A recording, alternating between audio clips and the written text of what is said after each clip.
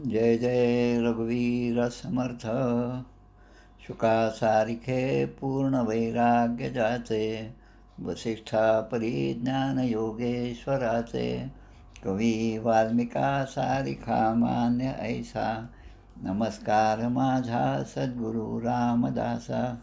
श्रीराम मला वाटते अंतरी त्वा बसावे, तुझ्या दासबोधासी त्वा बोध व्हावे.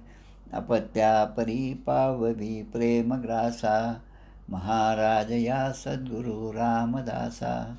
जय जय रघुवीर समर्थ. श्रीकृष्ण गोविंद हरे मुरारे, हे नाथ नारायण वासुदेव. प्रद्युम्न दामोदर विश्वनाथ, मुकुंद विष्णोर्भगवन् नमस्ते. सच्चिदानन्दरूपाय विश्वोत्पत्त्यादिहेतवे, तापत्रयविनाशाय श्रीकृष्णाय वयं नमः. कृष्णाय वासुदेवाय हरये परमात्मने, प्रणतक्लेशनाशाय गोविन्दाय नमो नमः. वसुदेवसुतं देवं कंसचाणूरमर्दनं, देवकी परमानन्दं कृष्णं वन्दे जगद्गुरुं. कृष्णकमलपत्राक्षं पुण्यश्रवणकीर्तनं, वासुदेवं जगद्योनिं नौमि नारायणं हरिं. कृष्ण कृष्णेति कृष्णेति यो मां स्मरति नित्यशः, जलं भित्त्वा यथा पद्मं संसारात् उद्धराम्यहं. कृष्णाय वासुदेवाय देवकीनन्दनाय च, नन्दगोपकुमाराय गोविन्दाय नमो नमः. नमः पङ्कजनाभाय नमः पङ्कजमालिने, नमः पङ्कजनेत्राय नमस्ते पङ्कजाङ्ग्रे.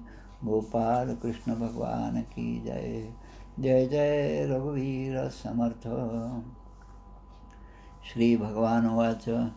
ज्ञानं परमगुह्यं मे यद्विज्ञानसमन्वितं, सरहस्यं तदङ्गं च गृहाणगदितं मया. यावानहं यथा भावो यद्रूपगुणकर्मकः, तथैव तत्त्वविज्ञानमस्तु ते मदनुग्रहात्. अहमेवासमेवाग्रे नान्यं यदसत्परं, पश्चादहं यदेतच्च योऽवशिष्येत सोऽस्म्यहं. वृतेर्थं यत् प्रतीयेत् न प्रतीयेत् चात्मनि, तद्विद्यादात्मनो मायां. यथा भासो यथा तमः, यथा महान्ति भूतानि भूतेषु चावचेष्वनु. प्रविष्टान्यप्रविष्टानि तथा तेषु न तेष्वहम्. एतावदेव जिज्ञास्यं तत्त्वजिज्ञासुनात्मनः, तत् अन्वयव्यतिरेकाभ्यां यत् स्यात् सर्वत्र सर्वदा.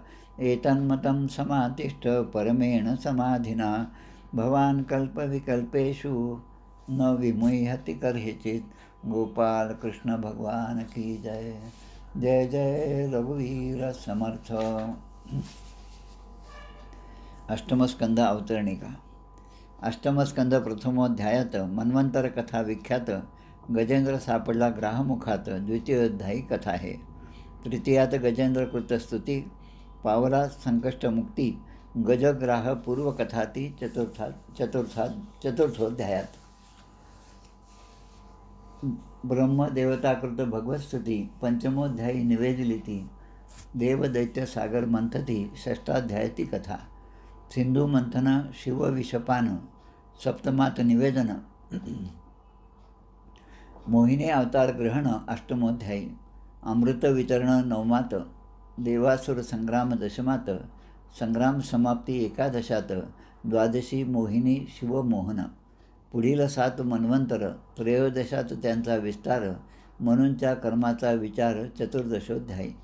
बली स्वर्गविजय पंचदशात, आदिती पयोव्रत षोडशात, आदितीशी प्रभुप्राप्ती सप्तदशात, वामन बली भेट अष्टादशी. त्रिपाद भूमिदान कथा 19 विख्याता, द्विपादे जिंके विश्वसत्ता 22व्यात वामन. बलिबंधन 21, बलिमुक्तता 22, बलीशी सुतलप्राप्ती 23, 24 मत्स्यावतार कथा.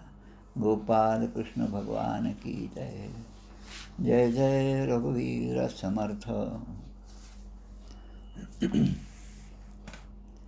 आज चैत्र शुद्ध एकादशी, शके 1946. 2-3 गोष्टींनी आजचा दिवस महत्त्वाचा आहे. 1908 मधली कथा आहे.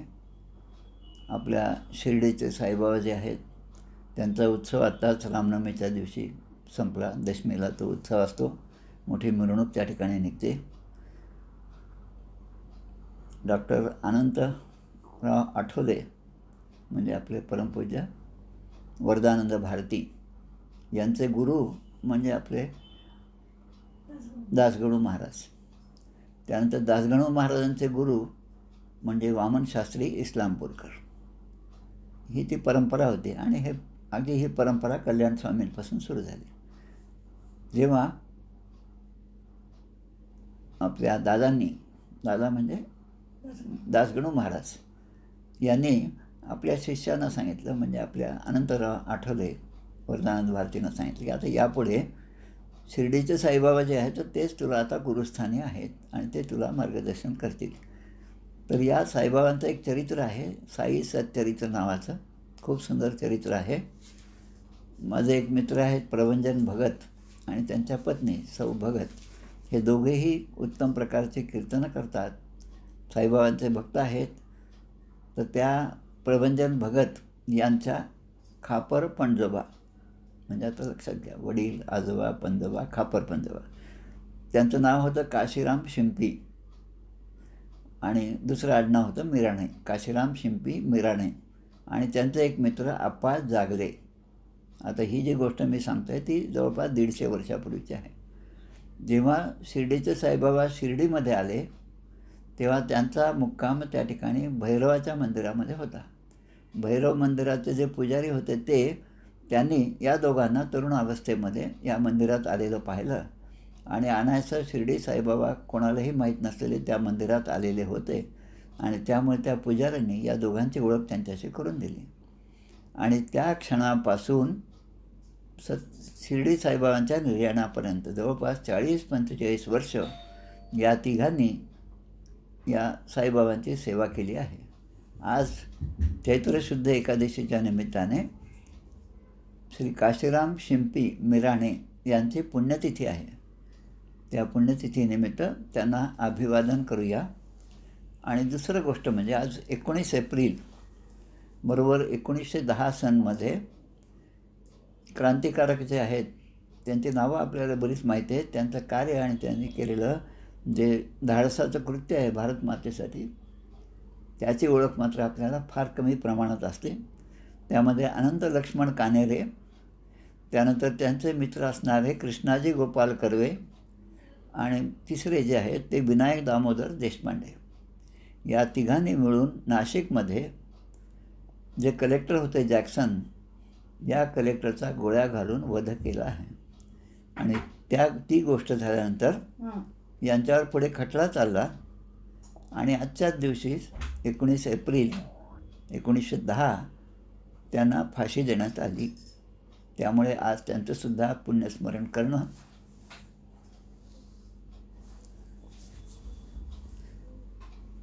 आणि त्यांच्या बलिदानातून देशभक्तीचं प्रेरणा घेणं हे आपलं आद्य कर्तव्य आहे. आता यानंतर आपण आपल्या मूळ विषयाकडे वळूया. अष्टमस्कंध अध्याय पंचदशोध्याय, 15वा अध्याय, बळीराजाचा स्वर्गावर विजय. मागच्या अध्यायामध्ये आपण पाहिलं मनु इत्यादी वेगवेगळ्या कर्मांचे निरूपण, त्या कर्मामध्ये काय त्याने केलं. त्यानंतर मन्वंतरं जी झाली त्या मन्वंतरामध्ये कोणते सप्तर्षी होते, त्यानंतर कोणते मनु होते आणि त्याने काय केलं हे सगळं आपण मागच्या 2 अध्यायामध्ये पाहिलं. आज आपल्याला पाहायचं आहे की या बळीराजाचा स्वर्गावर विजय. स्वर्ग म्हणजे इंद्राचं वसतिस्थान आणि इंद्राची राजधानी म्हणजे अमरावती. त्याचं नाव अमरावती आहे. आपल्या विदर्भातली अमरावती हे वेगळं. त्याचप्रमाणे आंध्र प्रदेशचे जे 2 भाग झाले, तेलंगणा स्टेट आणि आंध्र प्रदेश, त्यातील आंध्र प्रदेश याची राजधानी पुन्हा अमरावती म्हणून एक गाव आहे, त्याचं ते आता डेव्हलप होत आहे. अजून त्या ठिकाणी राजधानी शिफ्ट झालेली नाही. तर त्या अमरावतीचं सगळं वर्णन जे आहे म्हणजे इंद्राच्या राजधानीचे अमरावतीचं वर्णन जे आहे ते या अध्यायामध्ये दिले आहे. आता जो मनःपूर्वक श्रवण करतो त्याच्या मनामध्ये त्या कथेबद्दल अनेक शंका असतात. परीक्षित राजा हे श्रवण करीत आहे आणि शुकदेव आख्यानच सांगत आहेत. त्यावेळेस राजाने काही प्रश्न विचारले की श्रीहरी भगवंत जे आहेत ते सर्वांचे स्वामी आहेत. अखिल ब्रह्मांडच ज्यांनी निर्माण केलं आणि ज्याच्या सत्तेने या ठिकाणच्या सगळ्याच गोष्टी चालतात, त्या श्रीहरींना एखाद्या दरिद्री माणसाप्रमाणे राजाकडे जाऊन काहीतरी याचना करण्याची का गरज पडली? म्हणजे आता या बलीचं जे आख्यान आहे, वामनाचं जे आख्यान आहे, त्याची पूर्वपीठिका या ठिकाणी या प्रश्नाच्या रूपाने विचारलेली आहे. आणि मग म्हणतात की अशी 3 पावलं जमीन मागण्याची आणि याचना करण्याची, भीक मागण्याची, भिक्षा मागण्याची गरज त्या भगवंताला का पडली? आणि ती मिळाल्यावर सुद्धा त्यांनी त्या बलीला आपल्या बंधनात अडकवलं, सुतलामध्ये त्याला राज्य दिलं आणि मग त्याची मुक्तता झाली. हे सगळं का झालं हे मला विचारायचं. आणि तसंच ते म्हणतात की भगवंत कसे, आपण नेहमी म्हणतो भगवंत हे पूर्ण काम आहे. पूर्ण काम म्हणजे ज्याची कामना पूर्णत्वाला गेलेली आहे. आता त्याला कुठल्याही प्रकारची इच्छा, काहीतरी प्राप्ती करावी अशी इच्छासुद्धा ज्याच्या ठिकाणी नाही. जो स्वतः परिपूर्ण आहे त्याला अजून काहीतरी घेऊन त्यामध्ये पूर्णता मिळवण्याची गरजच नाही. मग असं असताना त्या भगवंताने या बलिराजाच्याकडे जाऊन याचना का केली? आणि त्या निरपराध अशा बलिराजाला, जो प्रल्हादाचा नातू आहे, प्रल्हाद, विरोचन आणि बली, तर त्यांना बंधनात का टाकलं हे मी जाणू इच्छितो, असे प्रश्न त्या ठिकाणी परीक्षित राजाने केलेले आहेत.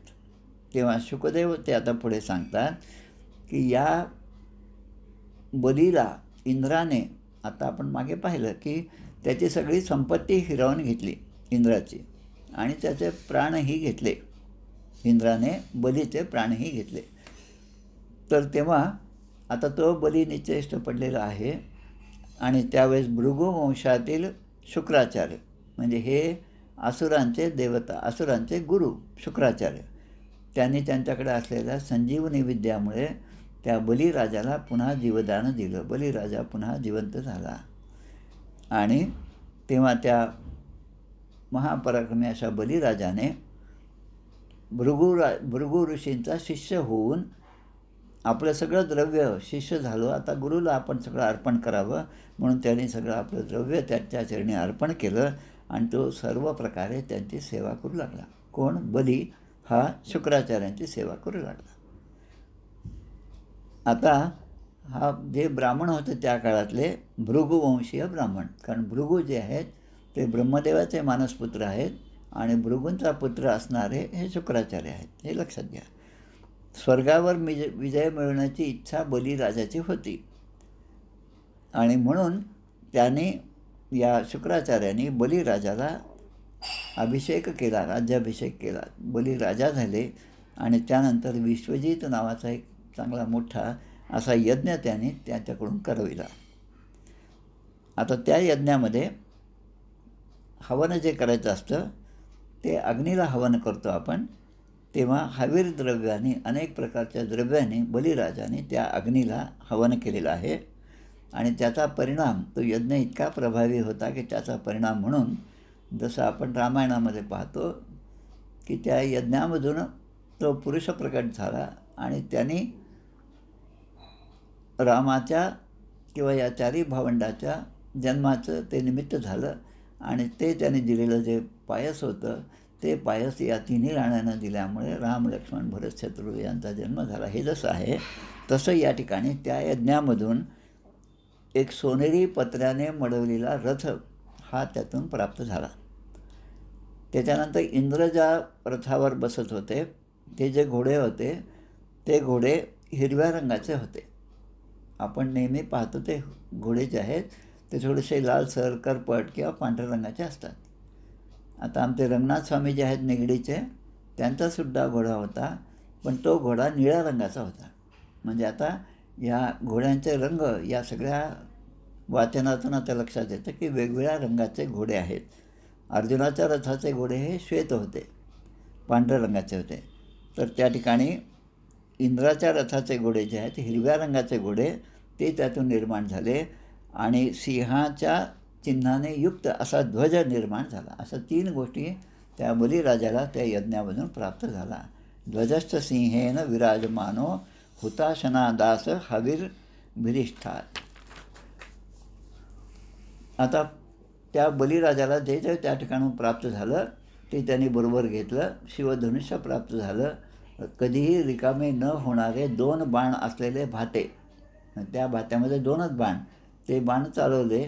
एक कमी झाला म्हणून लगेच दुसरा गेला आणि दुसराही गेला, तर आता काहीच भात्यामध्ये नाही असं नाही, ते अक्षय भाते आहेत. पुन्हा पुन्हा त्यामध्ये ते बाण पुन्हा येऊन प्रगट होतात. त्याचप्रमाणे बलिराजाला दिव्य असं कवचसुद्धा प्राप्त झालं.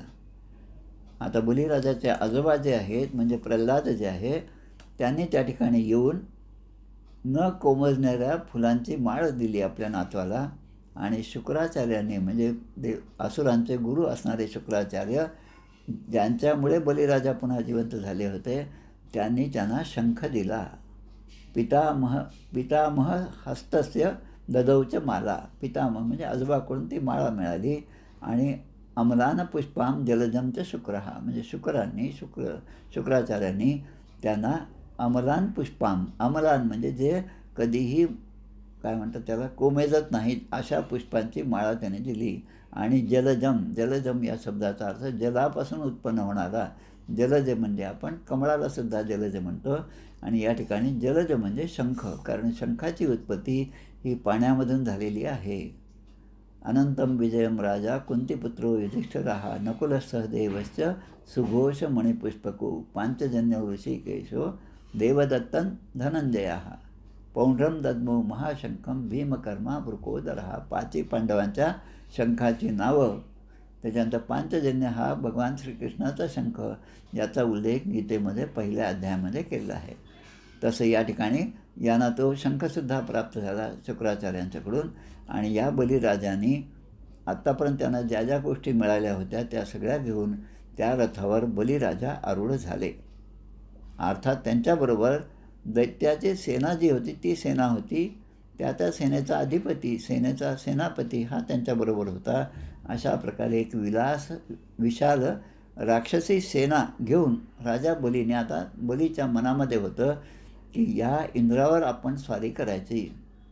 आणि म्हणून त्यांनी इंद्राची पुरी म्हणजे अमरावती या नगरीवर चढाई केली. वृतो विकर्षण महतीम आसुरीम ध्वजिनीम विभुः यया विंद्रपुरीम सश्रद्धा कंपयन निव रोदसी. आता या अमरावती इंद्राच्या नगरीचं वर्णन या ठिकाणी जवळपास 10 श्लोकामध्ये केलेलं आहे. ते काही आपल्याला प्रत्येक श्लोक काही वाचायचं नाही, पण मुळामध्ये भागवत जे आहे ज्यांच्याकडे आहे त्याने ते पूर्ण वर्णन वाचावं. सुंदर उपवन आहे, नद्या आहेत, चांगल्या पक्ष्यांच्या जोड्या ज्या आहेत त्या ठिकाणी किलबिलाट करत आहेत. आणि आकाशगंगेचा जसा खंदक असतो तसं त्या अमरावतीच्या पूर्ण नगरीच्या बाहेरून खंदक होता, सोन्याची दारं होती. सगळं वर्णन या ठिकाणी केलेलं आहे. अजून एक गोष्ट या ठिकाणी आहे. सभा चत्वार रथ्याढ्याम विमानैर अर्बुदैर युताम. आयुत म्हणजे 1000, अर्बुदैर म्हणजे 10 कोटी विमानं एका ठिकाणी राहतील अशा प्रकारचं विमानतळ त्या काळामध्ये होतं असं त्या ठिकाणी दिलं आहे. आता आपण आजच्या परिस्थितीचा विचार केला तर हिथ्रो जे आहे म्हणजे लंडनमधलं जे विमानतळ आहे ते जगातील सगळ्यात मोठं विमान आहे.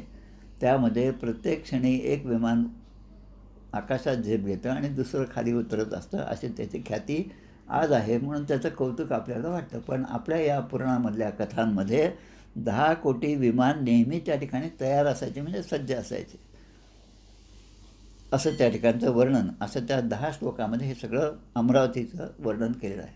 आता अजून त्या अमरावती नगराचं वैशिष्ट्य जे आहे ते सुद्धा एका श्लोकात सांगितलेलं आहे. ते असं, याम न व्रजंत अधर्मनिष्ठाः खलाः भूतद्रुहाः शठाः मानिनः कामिनो लुब्धा एभिर्हीना व्रजंती यत्. याम न व्रजंत अधर्मनिष्ठा. आता या अमरावती नगरामध्ये कोणाचा प्रवेश होतो आणि कोणाचा प्रवेश होत नाही हे या श्लोकामध्ये सांगितलेलं आहे. जे अधर्माने वागणारे आहेत त्यांचा प्रवेश या नगरीमध्ये होत नाही, त्यांना या नगरीमध्ये प्रवेश नाही. जे दुष्ट आहे, खरं प्रवृत्तीचे आहेत, वासना ज्यांचे दुष्ट वासना ज्यांच्या ठिकाणी आहे, ते या नगरीमध्ये जाऊ शकत नाही. जीवांचा द्रोह करणे म्हणजे इतर जीवांचा द्रोह करणे, हिंसा करणे, लबाडी, अहंकारी, कामी आणि लोभी अशा प्रवृत्तीचे जे जे असतील त्यांना या नगरीमध्ये प्रवेश नाही, असं या ठिकाणी या श्लोकामध्ये वर्णन केलेलं आहे. आता असुरांचा सेनापती असलेला हा बली हा त्या ठिकाणी राजा आहे आणि शुक्राचार्याने दिलेला जो शंख होता, जलजम आपण आत्ताच पाहिलं, तो शंख त्याने त्या ठिकाणी वाजवला. मोठ्याने त्या शंखाचा ध्वनी झाला. आता त्याचा जो आवाज आहे तो इकडे देवतांच्या कानी पडला. सगळ्या देवता आणि त्यांचा राजा इंद्र त्याच्या कानी हा आवाज पडल्यामुळे तो सुद्धा आता घाबरून गेला. आता राजाच घाबरल्यामुळे त्याची प्रजा म्हणजे इतर देवतासुद्धा घाबरलेल्या आहेत.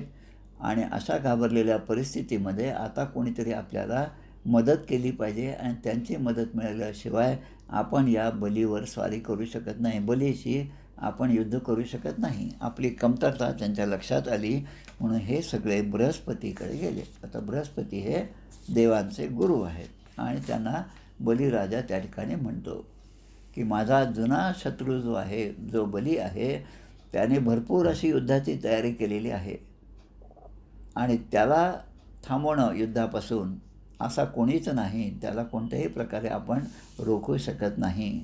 प्रलयकालाच्या अग्नीप्रमाणे असं वाटतं की हा त्याच्या मुखाने हे सगळं विश्व गिळून टाकेल. त्याच्या डोळ्यामध्ये असा क्रोध आहे की सगळ्या दिशा भस्म करून टाकतील, असा क्रोध त्याच्या डोळ्यामध्ये मला दिसत आहे.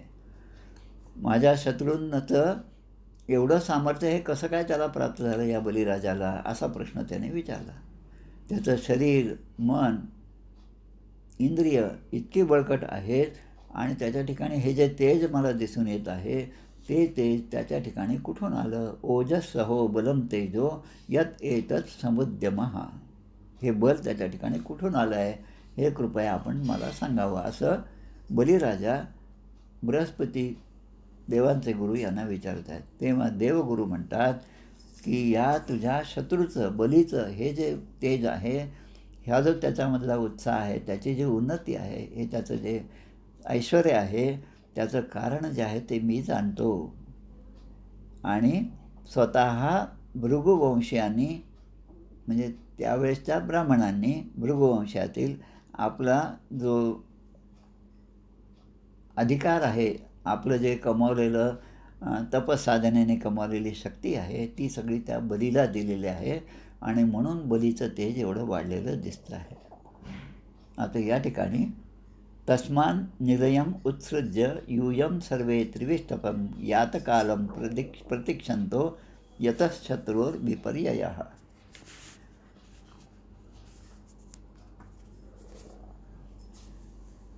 शत्रूचे भाग्यचक्र उलटेपर्यंत याचा अर्थ दिला आहे. शत्रूचं भाग्यचक्र. आता आपण आहोत, आपले शत्रू आहेत ज्यांची नेहमी आपल्याशी स्पर्धा असते आणि ते जिंकत असले तर आपण त्याच्यावर कुरघोडी करणं हेही बरोबर नाही, कारण काळ त्यांना अनुकूल आहे आणि आपल्याला नाही. आणि म्हणून आपण काही दिवस तरी वाट पाहिली पाहिजे. हा राजकारणातला एक महत्त्वाचा संदेश या ठिकाणी दिलेला आहे. कृष्णाच्या लीलेमध्ये सुद्धा आपण पुढे पाहणार आहोत. दशमस्कंधामध्ये जरासंध आलेला आहे आणि जरासंधाने इतके आक्रमण केले, पण त्या जरासंधाला मी घाबरून गेलेलो आहे असं कृष्णाने दाखवलं. वास्तविक तो कृष्ण ज्याचं भय पापी लोकांना अखंडपणे असतं, त्याला भीती बाळगायचे कारण नाही. तसंच या ठिकाणी या जे देवता आहेत त्यांना इथे सांगितलेलं आहे की तुम्ही त्या शत्रूचं भय बाळगू नका.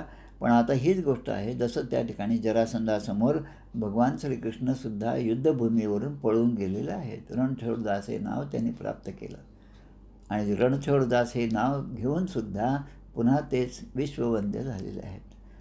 तसं या ब्राह्मणाने यांना हे तेज दिले बलिराजाला, पण त्या ब्राह्मणांचं तेज जेव्हा आहे, जेव्हा हा बलिराजा ब्राह्मणांचा तिरस्कार करेल, म्हणजे ब्राह्मणाचा सत्कार केला तर आपल्याला जसं पुण्य प्राप्त होतं, तसं ब्राह्मणाचा तिरस्कार केला, ब्राह्मणाचा अपमान केला, तर आपण आत्तापर्यंत कमावलेलं जे पुण्य आहे ते क्षयाला जातं, परिवारासह ते नष्ट होतील, असं या ठिकाणचा श्लोक आहे. त्यामुळे तुम्ही आता असं करा की आपल्या इच्छेनुसार देवच आहेत ते कुठलंही रूप धारण करतात. त्यामुळे देवतांना त्या ठिकाणी सांगितलेलं आहे की तुम्ही आता वेगवेगळे रूप धारण करा आणि तुम्ही या ठिकाणाहून निघून जा आणि कुठेतरी लपून बसा, असंच म्हटलेलं आहे. कारण आता यांच्याशी युद्ध करणं काही बरोबर नाही, काही काळ जाऊ द्या. आता हे देव सगळे लपून बसलेले आहेत. म्हणजे अमरावती हे जे त्यांची राजधानी आहे त्या राजधानीमध्ये आता कोणीच नाही आणि विरोचनपुत्र बलिराजाने त्या ठिकाणी अमरावतीपुरीवर आपला सगळा अधिकार गाजवला आणि तिन्ही लोक जिंकले, स्वर्ग, मृत्यू आणि पाताळ. आता हा विश्वविजयी असा बलिराजा झाला आणि त्यामुळे भृगु ऋषींचे जे शिष्य होते, ब्राह्मण मंडळी होते, त्यांनी या राजातर्फे राजाकडून 100 अश्वमेध यज्ञ करविले. पहिला अश्वमेध त्याने केला, आता 100 अश्वमेध यज्ञ त्याने करविले. शतेन हयमेधानाम अनुव्रतम अयाजयन. 100 अश्वमेध केले आणि त्यामुळे या बलिराजाची कीर्ती सगळीकडे पसरली. बुभुजेत श्रियं श्रद्धा द्विजदेवोपलंबितां कृतकृत्य विमात्मानं मन्यमानो महामनः. ब्राह्मण देवतांच्या कृपेने प्राप्त झालेली समृद्धी या बलिराजाकडे होती आणि बलिराजा त्याचा उपभोग घेऊ लागला होता आणि त्यामुळे तो स्वतःलाच कृतकृत्य असा समजत होता. आता राज्याचा उपभोग तो घेऊ लागला बलिराजा, असं म्हणत या ठिकाणी हा अध्याय या ठिकाणी समाप्त होत आहे. इति श्रीमद्भागवते महापुराणे पारमहंस्यां संहितायां अष्टमस्कंदे पंचदशोध्याय. श्रीकृष्णार्पणमस्तु.